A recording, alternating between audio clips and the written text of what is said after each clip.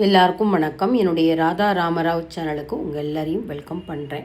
இந்த வீடியோவில் பார்த்தீங்கன்னா வரலட்சுமி நோன்புக்கு எந்த விதமான தீபம் ஏற்றலாம் அப்படிங்கிறத பார்ப்போம். இது பார்த்தீங்கன்னா அஷ்டதள கமலபத்தி அப்படிம்பாங்க. கமலம்னா தாமரைன்னு தெரியும்.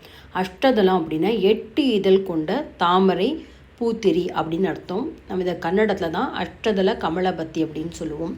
கன்னட பிராமின், தெலுங்கு பிராமின்லாம் இந்த மாதிரி திரி செஞ்சு விளக்கெல்லாம் ஏற்றுவாங்க. ரொம்ப விசேஷம். இப்போ இந்த மாதிரி பஞ்ச நூலாக திரி செய்ய முடியல அப்படின்னா அதுக்கு என்னென்ன ஆப்ஷன் இருக்குது அப்படிங்கிறத இந்த வீடியோவில் பார்ப்போம். முதல்ல பார்த்திங்கன்னா இந்த மாதிரி திரி செய்கிறதுக்கு முன்னாடி எந்த பூஜை அப்படின்னாலும் பருத்தி மாலை ரொம்ப அவசியமாக நம்ம செய்து சுவாமிக்கு சாத்தணும். என்ன தான் நம்ம பட்டில் வஸ்திரங்கள்லாம் சாத்தினாலும் இந்த பருத்தி மாலை முக்கியம்.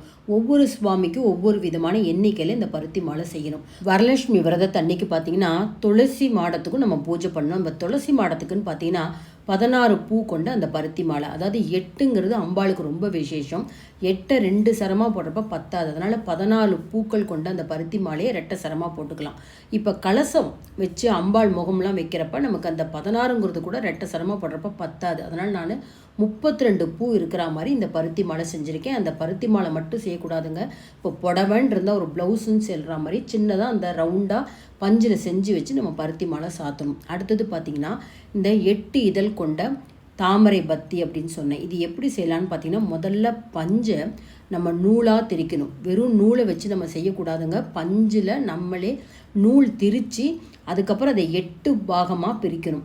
அந்த 8 பாகத்தையும் ஒன்றா சேர்த்து மேல் நோக்கி இருக்கிற மாதிரி விளக்கு ஏற்றுறப்ப மேல் நோக்கி எறிகிற மாதிரி இது எல்லாத்தையும் சேர்த்து ஒரு திரி செய்யணும். இந்த மாதிரி செய்யக்கூடிய திரிக்கு தான் அஷ்டதள கமலபத்தி அப்படின்னு சொல்லலாம்.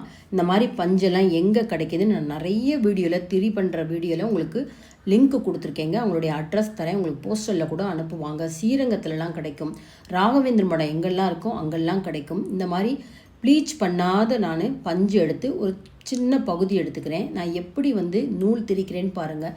கொஞ்சம் பாலும் தண்ணி கலந்து ஒரு பாத்திரத்தில் வச்சுருக்கேன். கையில் அந்த பால் தண்ணி கலந்த அந்த லிக்விடை கையில் அப்ளை பண்ணிவிட்டு கொஞ்சம் கொஞ்சமாக நம்ம அந்த பஞ்சிலேருந்து இப்படி மெல்ல இழுத்துண்டு அப்படியே ஒரு பக்கம் சுருட்டின்ண்டே வந்தோம்னா நூல் மாதிரி வருங்க.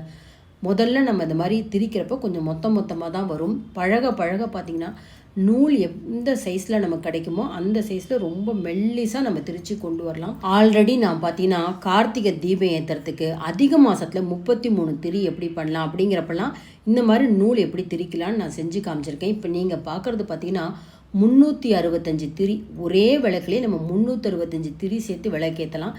இந்த மாதிரி திரி செய்கிறப்ப அந்த விளக்கு ஏற்றுற அந்த மேல் பகுதியில் பார்த்தீங்கன்னா துளசி காட்சன்னு சொல்லுவாங்க. காஞ்ச துளசி குச்சியை உள்ளே வச்சு மேலே பஞ்சை திரித்து அதில் நம்ம விளக்கேற்றுறது ரொம்ப ரொம்ப விசேஷம். அந்த மாதிரி நான் சாத்துர் மாதம் லக்ஷ தீபம் ஏற்றுன்னு சொல்லி சங்கல்பம் பண்ணிட்டு அந்த பூஜையை முடித்தேங்க. அதை தான் நீங்கள் இப்போ பார்க்குறீங்க. இப்போ இந்த மாதிரி 365 திரி சேர்த்து ஒரே தீபமாக எப்படி ஏற்றணும் அதை கற்றுக்கணும்னு நினச்சிங்கன்னா நீங்கள் கமெண்ட் பாக்ஸில் போடுங்க. நான் கண்டிப்பாக அதனுடைய வீடியோ உங்களுக்கு நான் போஸ்ட் பண்ணுறேன். இப்போ பாருங்கள், பஞ்சிலேருந்து கொஞ்சம் கொஞ்சமாக நூல் நமக்கு எவ்வளோ தேவையோ அவ்வளோ திரித்து வச்சுக்கலாம். கட் பண்ணிவிட்டு உள்ளேருந்து வெளிப்பக்கம் ஒரு சுற்று கொண்டு வரணுங்க. ஒரு சுற்று கொண்டு வந்தால் தான் 1ன்னு கணக்கு வச்சுக்கணும். 2 விரல் அளவு வச்சுக்கோங்க. அப்படியே நம்ம 8 சுற்று கொண்டு வரணுங்க. இப்போ 8 சுற்று முடித்ததுக்கப்புறம் எங்கே நம்ம ஆரம்பித்தோமோ அந்த இடத்துல 8வது சுற்று முடிஞ்சோடனே இந்த நூலை கட் பண்ணிவிட்டு அப்படியே நம்ம சேர்த்துட்டு இதே போல் நம்ம 8 பகுதி செஞ்சு வைக்கணும். நான் ஆல்ரெடி இப்போ செஞ்சு வச்சுருக்கேன் பார்த்தீங்களா. இப்போ 2வது தடவை உங்களுக்கு திரும்பவும் செஞ்சு காமிக்கிறேன். இடது கையில் 2 விரல கணக்கு அளவு வச்சுக்கோங்க. உள்பக்கம் அந்த நூலை பிடிச்சிக்கோங்க. கட்டை விரலால் 1 2 3 4 5 6 7 8 அவ்வளோதாங்க. இந்த மாதிரி 8 முறை நம்ம இந்த மாதிரி சுற்றி இந்த நூலை ரெடி பண்ணி வச்சுக்கணும். இப்போ இந்த மாதிரி ரெடி பண்ணதை நான் எப்படி திருப்பி எல்லாத்தையும் ஒன்றா சேர்க்குறேன் அப்படிங்கிறத பாருங்கள்.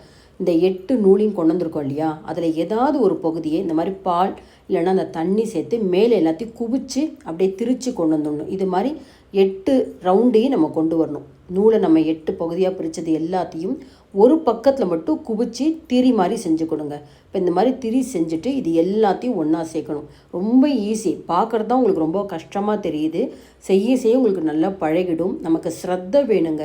சமையல் எப்படி ஒரு கலை அப்படிங்கிறோமோ அதே போல் இந்த மாதிரி கோலம் போடுறது திரி பண்ணுறது எல்லாம் ஒரு வைராக்கியம், ஒரு ஸ்ரத்தையோட சுவாமிக்கு செய்கிறோம் அப்படின்னு நினச்சி செஞ்சால் எல்லாமே நல்லாவே வரும். பாருங்கள், 8 ரவுண்டையும் நான் ஒன்றா சேர்த்து குவிச்சு வச்சுருக்கேன் பாருங்களேன். இதை நம்ம அதே நூலாலேயே நகராமல் இருக்கிறதுக்கு ஒரு 4-5 சுற்று சுற்றிக்கலாம். முடிச்சு போடணுன்றது கிடையாது. டைட்டாக வச்சு ஒரு 4 சுற்று இந்த நூலால் சுற்றிக்கலாம், இல்லை நார்மல் நூல்கண்ணில் கூட சுற்றிக்கலாம். அப்போ தான் உங்களுக்கு நகராமல் இருக்கும். இந்த மாதிரி சேர்த்து சுற்றுனதுக்கப்புறம் கீழே நல்லா இதெல்லாம் விரித்து விட்டுக்கோங்க. அந்த இதழ் பகுதியெலாம் நல்லா அப்படி விரித்து விட்டுட்டு சாதாரண பஞ்சு எடுத்து மேலே எல்லாம் நம்ம சேர்த்து நூலில் கட்டியிருக்கோம் பார்த்திங்களா, அந்த இடத்துல கொஞ்சம் பஞ்சை எடுத்து இந்த பாலில் நம்ம கையை துவச்சினுட்டு அப்படியே நீங்கள் டைட்டாக இறுக்கி சுற்றினீங்கன்னா எல்லாம் சேர்ந்து நுடுங்க, பிரிஞ்சே வராது. ஒரு முறை நம்ம அந்த மாதிரி அழுத்தம் கொடுத்து செஞ்சதுக்கப்புறம் அதுக்கு மேலேயே திரும்ப திரும்ப பஞ்சியை வச்சு நமக்கு எவ்வளோ தூரம் மேலே அந்த விளக்கு ஏற்றுற இடம் எவ்வளோ உயரம் வேணுமோ ஒரு 2 இன்ச்சு வரைக்கும் தாராளமாக நம்ம அப்படியே சுற்றி சுற்றி கொண்டு வந்தீங்கன்னா பஞ்சு எடுத்துட்டு நல்லா மேல் நோக்கி அந்த திரி எழும்பி இருக்குங்க.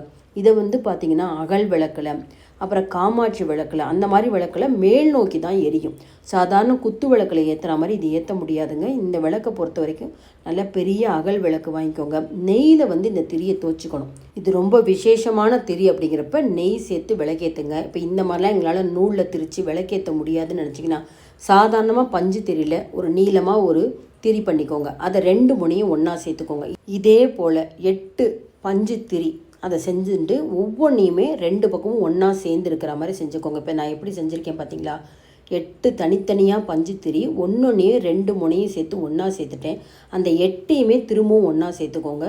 சேர்த்துட்டு முதல்ல நான் எப்படி காமிச்சேனோ அதே போல் இது எல்லாத்தையும் ஒன்றா சேர்க்கறதுக்கு நீங்கள் நூலாலையும் கட்டிக்கலாம், இல்லைன்னா டைரெக்டாக கொஞ்சம் பஞ்சு எடுத்துட்டு அந்த மேல் முனையெல்லாம் ஒன்றா சேர்கிற மாதிரி கொஞ்சம் அந்த பால் அந்த தண்ணி சேர்த்து நல்லா எல்லாத்தையும் ஒரு சுருட்டிட்டிங்கன்னா நல்லா சேர்ந்துடும்.